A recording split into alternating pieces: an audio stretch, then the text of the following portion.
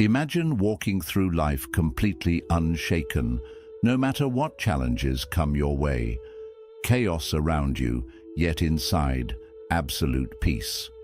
Sounds impossible? The ancient wisdom of Buddhism holds the key. For centuries, monks and masters have followed powerful principles that shield them from negativity, stress, and fear. Today, we'll reveal 10 Buddhist principles that will transform the way you react to life. Stay until the end, because the last principle is the most powerful of all. One that can shift your entire perspective on suffering, happiness, and control. Are you ready to unlock a mind that remains unaffected? Let's begin. The root of suffering. Why we react. Picture this. You're stuck in traffic, running late for an important meeting. Your hands grip the wheel, your jaw tightens, and frustration builds inside you. Why? It's just cars on a road, yet it feels like the universe is conspiring against you. This reaction, this tension, is what Buddhism calls dukkha, often translated as suffering. But here's the truth. The suffering isn't in the traffic itself, it's in how your mind responds to it. Buddhism teaches that our suffering doesn't come from external events, but from our attachment to how we think things should be. We expect traffic to move, people to be kind, life to go as planned.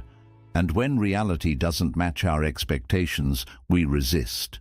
That resistance is what creates suffering. A famous Buddhist parable explains this perfectly. Imagine you're shot with an arrow, it hurts. But then, you shoot yourself with a second arrow by getting angry, resentful, or anxious about it. That second arrow is unnecessary suffering. Life will always bring difficulties. The first arrow is unavoidable, but the second arrow, that's a choice. Take a moment to reflect. How many times have you suffered more because of your reaction rather than the event itself? A harsh comment from someone ruins your whole day. A small mistake makes you doubt yourself for weeks. These are second arrows. So, what's the way out? The first step is awareness. When you feel anger, frustration, or sadness arising, don't fight it, observe it. Instead of saying, "Why is this happening to me?" try asking, "What expectation am I clinging to right now?" This small shift in perspective is powerful. It takes you from being a victim of your emotions to being an observer of them. The next time life throws something unexpected at you, pause. Feel the emotion, acknowledge it, but don't let it control you. Because when you stop shooting that second arrow, suffering loses its grip on you. And that is the first step toward true inner peace. The power of impermanence. Nothing lasts forever. Imagine holding a handful of sand. No matter how tightly you grip it, the grains slip through your fingers. This is the nature of everything in life. People, emotions, successes, failures. Nothing stays the same.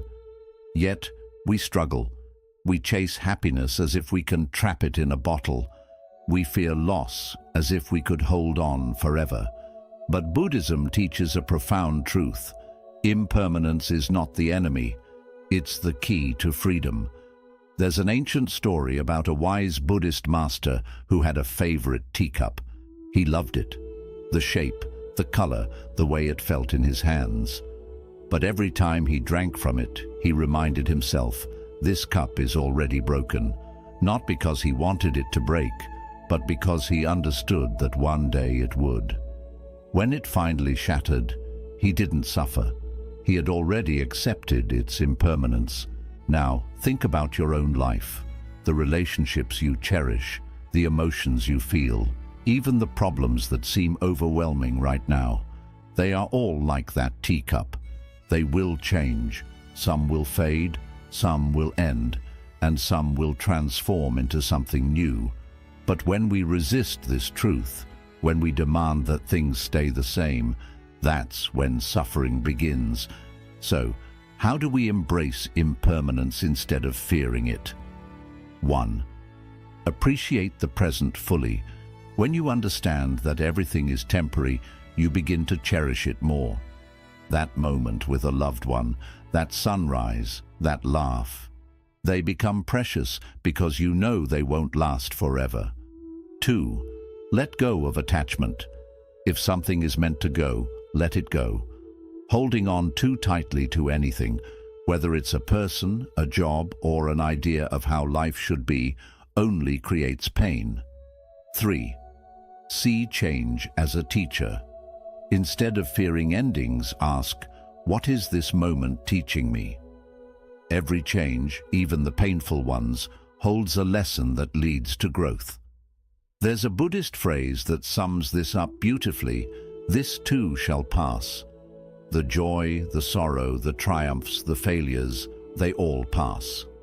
And when you truly understand this, imagine you're holding a rope, and on the other end, someone is pulling with all their strength. Your hands start to burn, your muscles ache, and yet you refuse to let go. Why? Because deep inside, you believe that holding on gives you control. But what if I told you that real freedom comes not from clinging, but from releasing? Buddhism teaches that attachment is the root of suffering. Not just attachment to material things, but to people, emotions, ideas, even our own identity. We cling to relationships, fearing loneliness.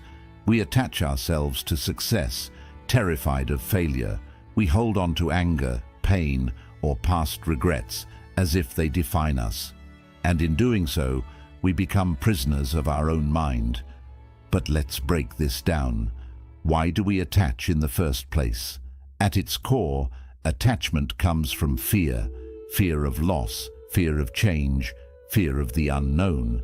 We believe that by holding on, we can keep things permanent. But as we learned in the last chapter, nothing lasts forever. The tighter we grip, the more we suffer when things inevitably slip away. The illusion of control. There's a powerful Buddhist analogy. Imagine you're in a river, struggling against the current.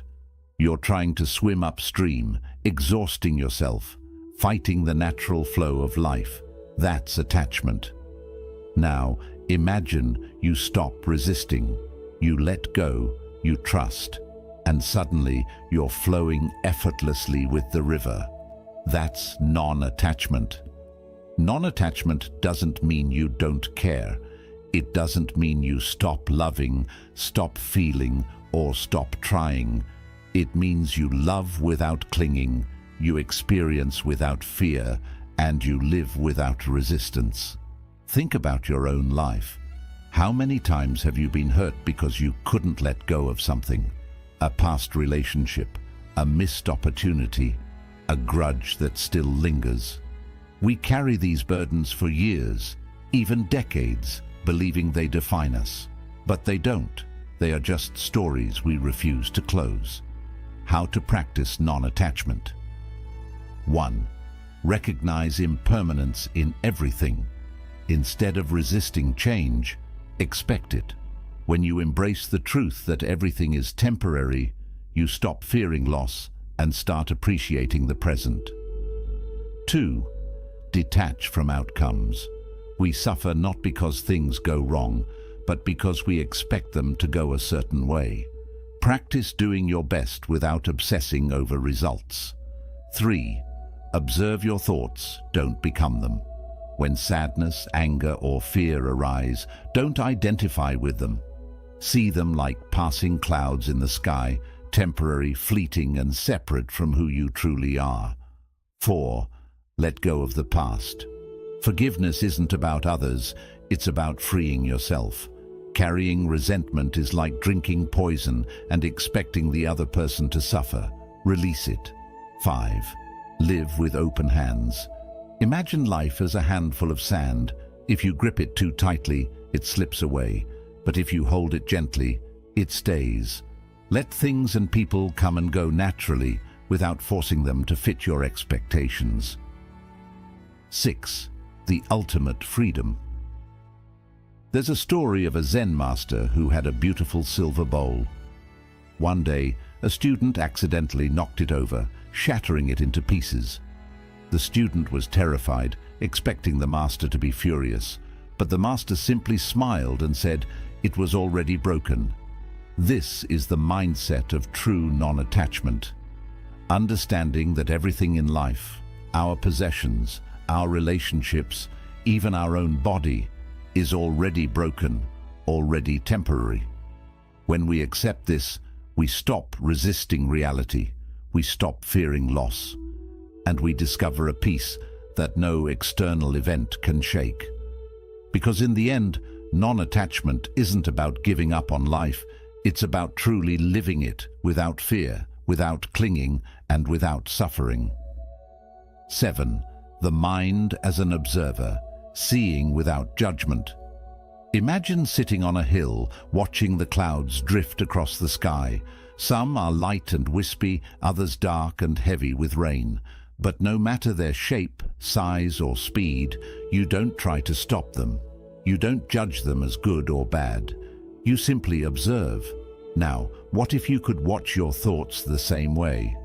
Most of us spend our lives trapped inside our own minds, reacting to every emotion, every thought, every impulse, as if they define us. You feel anger, and suddenly you become angry.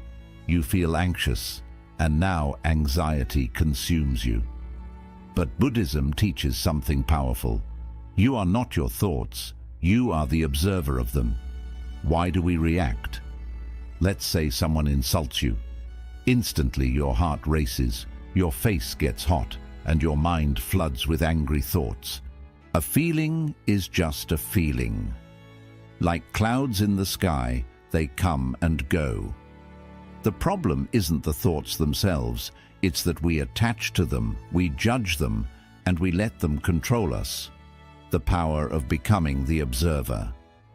In Buddhism, this practice is called mindfulness, learning to watch your mind instead of being ruled by it. When you become the observer, emotions lose their grip on you. Instead of drowning in anger, you see it rise and fall like a wave in the ocean. Instead of getting lost in worry, you notice it, acknowledge it, and let it drift away. Here's a simple exercise. First, pause. The next time you feel a strong emotion, anger, fear, sadness, don't react immediately. Just stop. Take a breath. 2. Observe without judgment. Instead of thinking, "I am angry," say, "I am experiencing anger." Feel the difference. You are not the emotion. You are the one watching it. 3. Let it pass. Just like clouds, every thought and feeling will eventually fade if you don't hold on to it. Trust that it will pass. The mirror and the dust. A Zen monk once asked his master, "How can I find peace?" The master handed him a mirror and said, "Look at this mirror. When it is covered in dust, you cannot see clearly.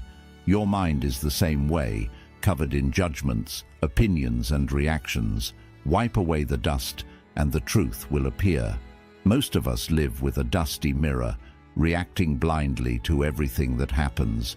But when you step back and just observe, you start to see things as they truly are, not through the lens of your fears, your expectations, or your emotions. And here's the secret. When you stop reacting to life, life stops controlling you. You become calm, unshaken, untouchable. You no longer live at the mercy of every passing thought. Instead, you become the master of your own mind. Because in the end, peace isn't about controlling the world. It's about mastering your reaction to it. Inner peace through compassion. Imagine walking down a busy street. You see a man yelling at a cashier, his face red with anger. Your first instinct might be to judge him, what a rude person, or even feel irritated by his behavior. But what if instead you paused and asked, what pain is this person carrying? This shift in perspective is the essence of compassion, a core teaching in Buddhism that holds the power to transform not just how we see others, but how we experience life itself. Why compassion brings inner peace. Most people think of compassion as something we give to others, but in truth, compassion is a gift we give to ourselves. Why? Because when you cultivate compassion, you stop taking things personally. You stop holding on to anger, resentment, and frustration. And when those burdens disappear, what's left? Peace. Think about the last time someone upset you. Maybe a coworker snapped at you, or a stranger was rude. Did you hold on to that anger for hours, days, even longer? Now imagine if, instead of reacting with irritation, you responded with understanding. Maybe they're struggling, maybe they're in pain. Suddenly, their actions lose power over you. You let go. And in letting go, you set yourself free. The secret of Buddhist compassion Buddhism teaches a beautiful practice called metta, or loving kindness meditation. It's a way of training your mind to react with warmth instead of resentment. Here's how it works. 1. Start with yourself.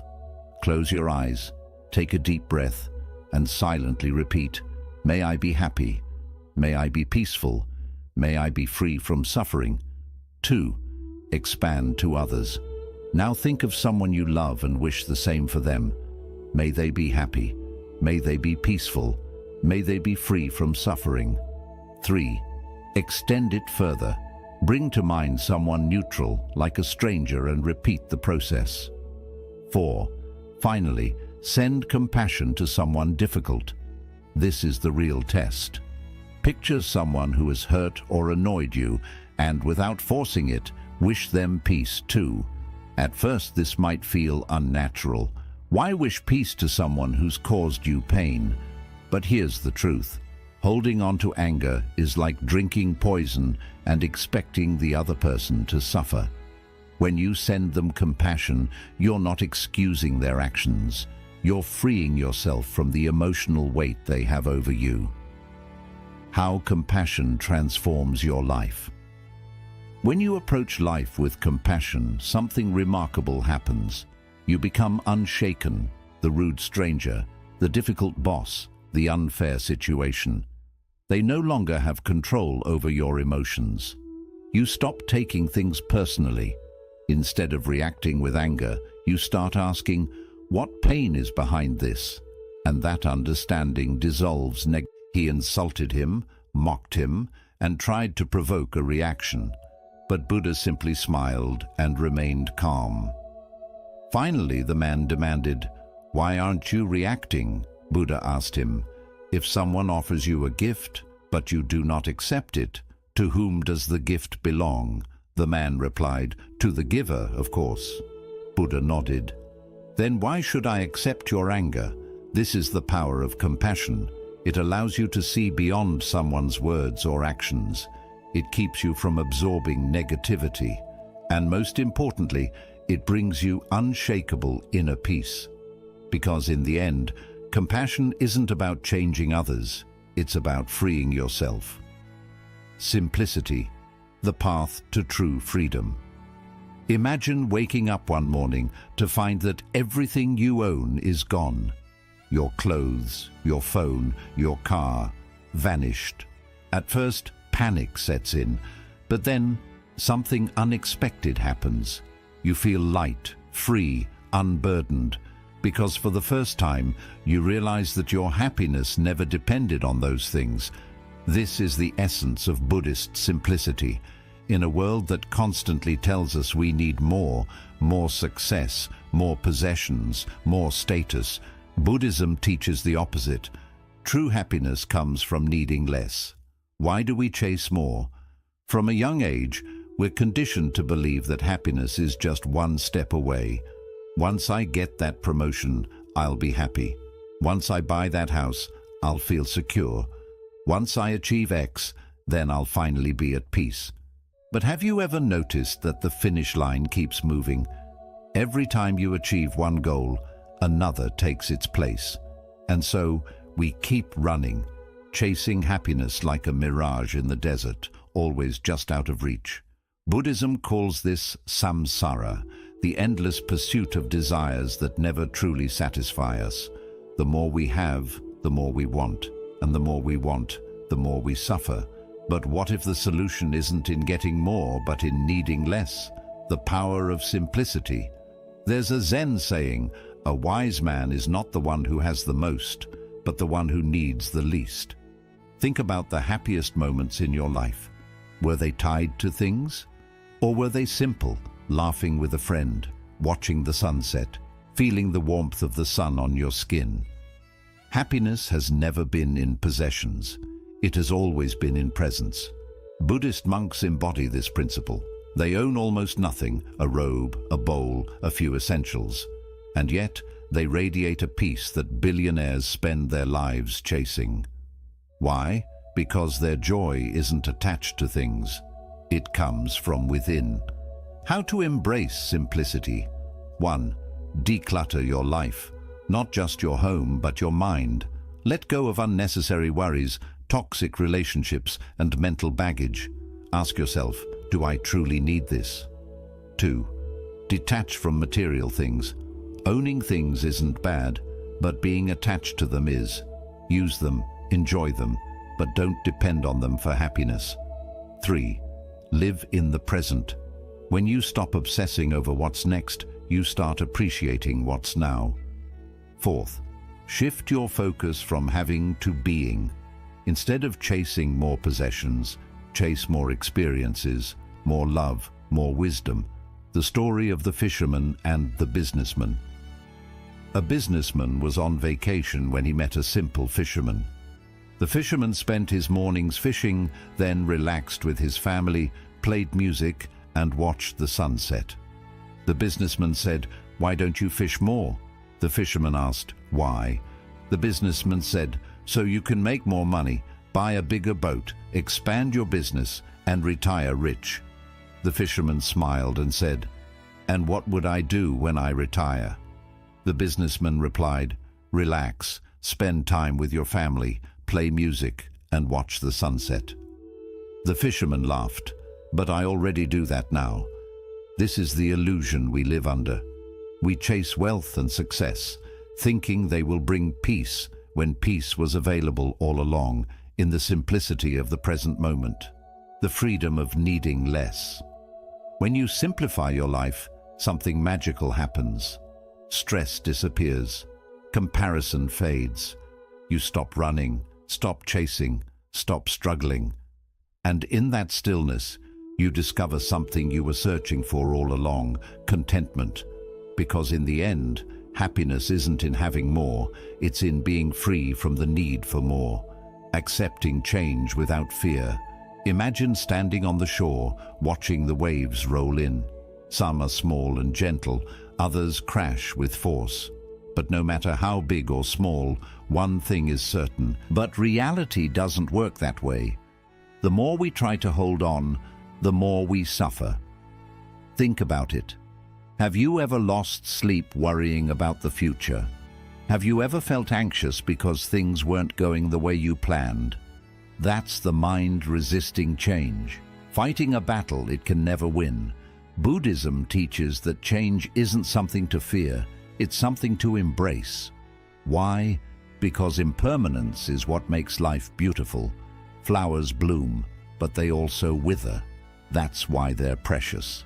Moments come, but they also go. That's why they matter. People enter our lives and sometimes they leave. That's why we cherish them. If nothing ever changed, there would be no growth, no discovery, no new experiences. Life would be stagnant. But because of change, every moment is a fresh opportunity. How to accept change with peace. 1. See change as a teacher instead of resisting. Ask, what is this moment teaching me? Even painful changes hold wisdom. 2. Detach from expectations. The more rigid your plans, the harder it is when life shifts. Stay flexible and you'll never break. 3. Trust the flow of life. Just like waves in the ocean, some changes are small ripples, others are storms, but no storm lasts forever. 4. Live in the present.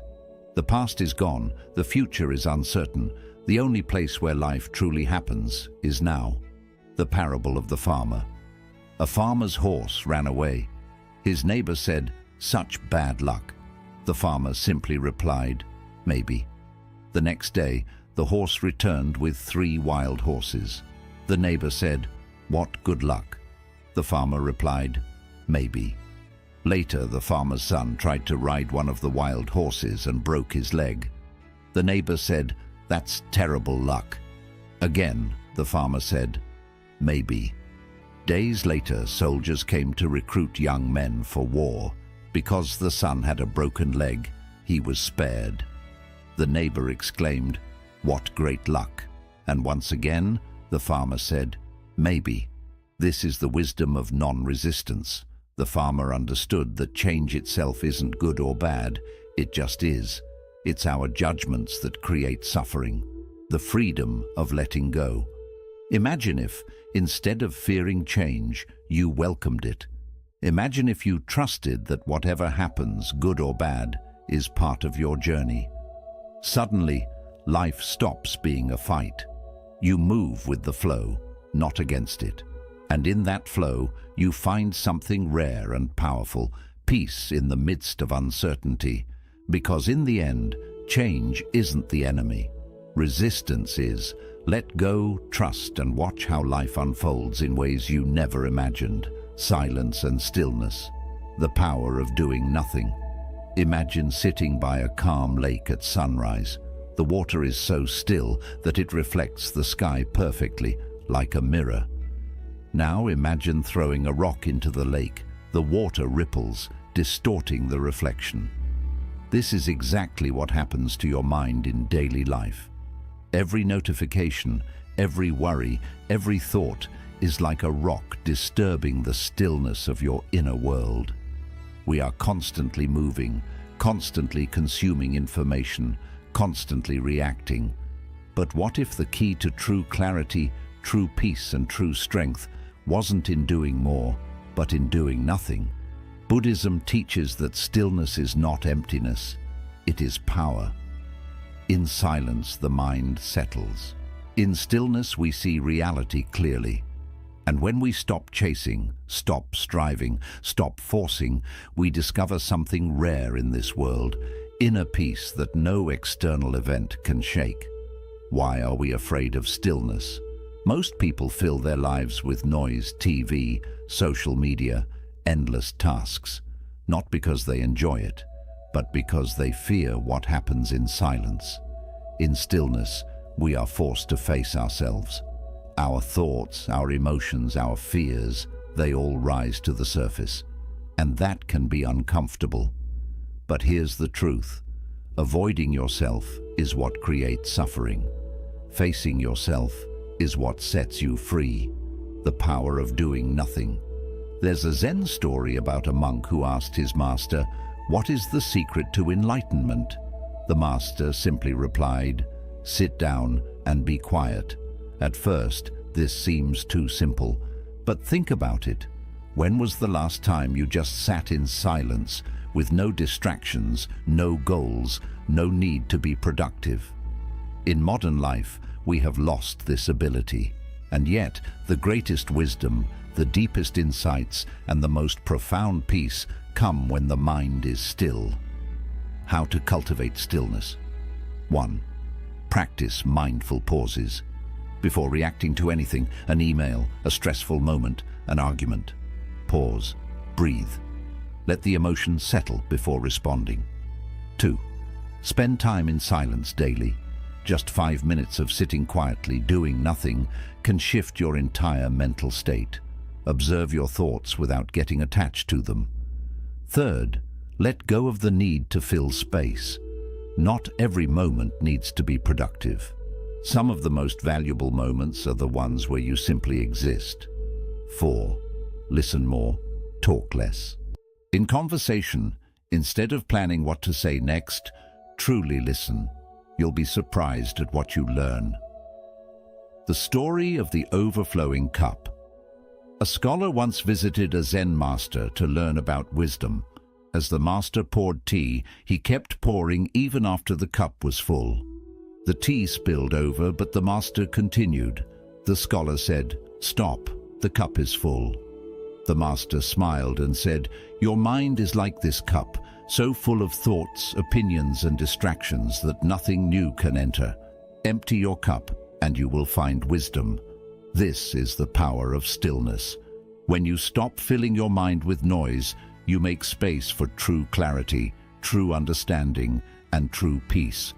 Stillness is the ultimate strength. Imagine a tree standing in the heart of a storm. If it resists the wind, it will snap. But if it stays rooted in stillness, it endures. Life will bring its storms. People will challenge you. Obstacles will arise. But if your mind remains calm, steady, and untouched, nothing can shake your peace. In the end, the strongest person isn't the one who reacts the quickest, but the one who can sit in stillness and remain unmoved, finding true strength in detachment.